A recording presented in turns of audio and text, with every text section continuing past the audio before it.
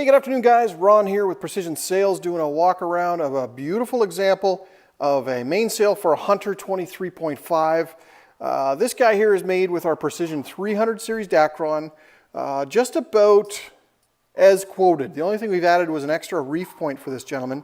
So basically as quoted, if you got a quote from us, this is the sail that you would receive. We always include one reef point, but this gentleman, as I said, added a second.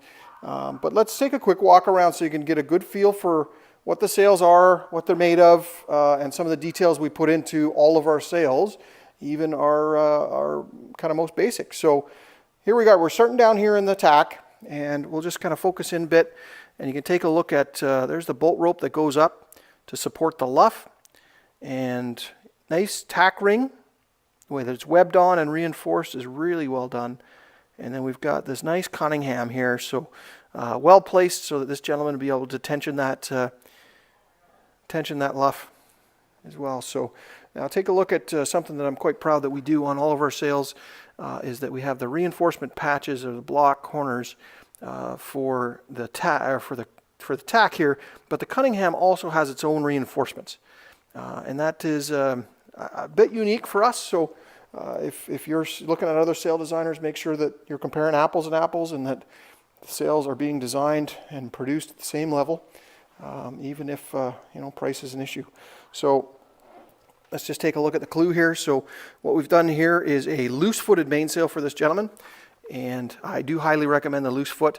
We'll fight you all the way if you want to do a fix. So what we've got here is replacing that bolt rope that used to go down the boom, all the way down the boom, and this just attaches at the tack, and here at the clue using the slider.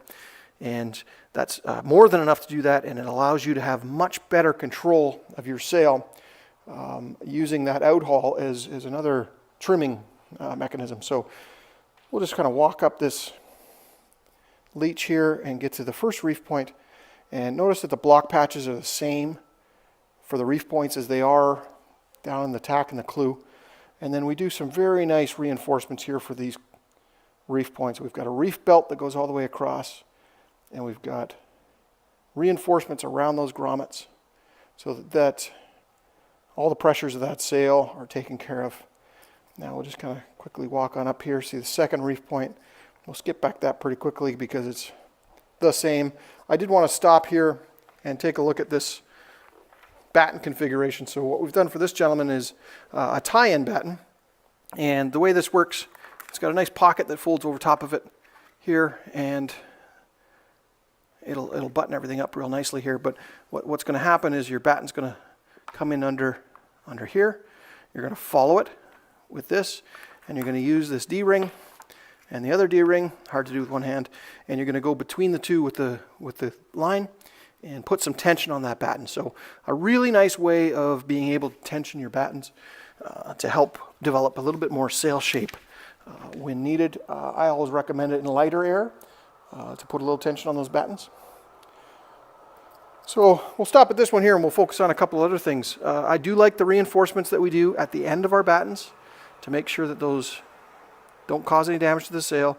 And something we do, not everyone does, these are Batten Pockets, and they're complete separate units. So there's a front and a back to the pocket itself, and that whole unit gets sewn on. So the big benefit there is that you're not having any contact between the cloth and the batten itself.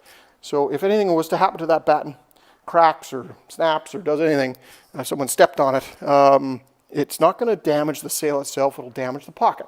So pockets can be replaced. Nice headboard on this guy, well installed. And then let's just walk down this luff. And we'll stop in at one of these sliders here and just take a look at the detail. So we've got a little fold there on the vinyl, so it's good you can see it a little bit better, I hope. But we use sliders for this application, and these are vinyl sliders or plastic sliders, and they're hand sewn on with the webbing there, and that's called a figure 8 knot that's on there. And we do that so that those sliders don't move. If anyone's had any issues with jamming or any of those types of things, that's what that's there to prevent. And then we do the large reinforcement patch, and then we do the vinyl reinforcement to make sure that there's no chafing in that area. So we've done that on every one of these sliders. So it's a fairly labor-intensive process to get these on there, so it's important we get them right. When you're filling out your measurement form, make sure we get those properly done.